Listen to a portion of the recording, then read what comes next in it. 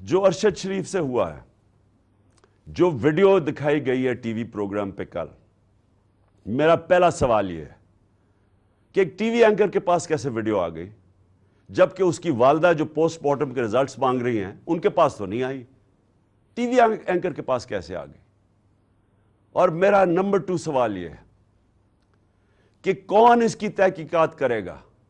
کون اب کینیا سے کیوں نہیں انہوں نے کینیا فوری طور پہ لیٹر لکھا کینین اتھارٹیز کو، گورنمنٹ کو لکھنا چاہیے پوچھنے کے لیے کہ شروع کا تو بیان یہ تھا کہ جناب وہ رانگ آئیڈینٹی پہ مارا گیا ہے، اور اب واضح ہو گیا ہے کہ یہ ایک پلان کر کے تشدد کیا اس کے اوپر، اس کے بعد گولی ماری گئی۔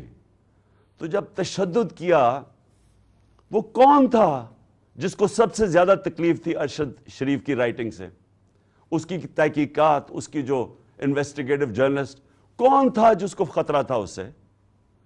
کون تھا جس کو اتنا غصہ تھا کہ پہلے اس کے اوپر تشدد کرو پھر اس کو قتل کرو؟ یہ چیف جسٹس صاحب، یہ صرف سپریم کورٹ کر سکتا ہے۔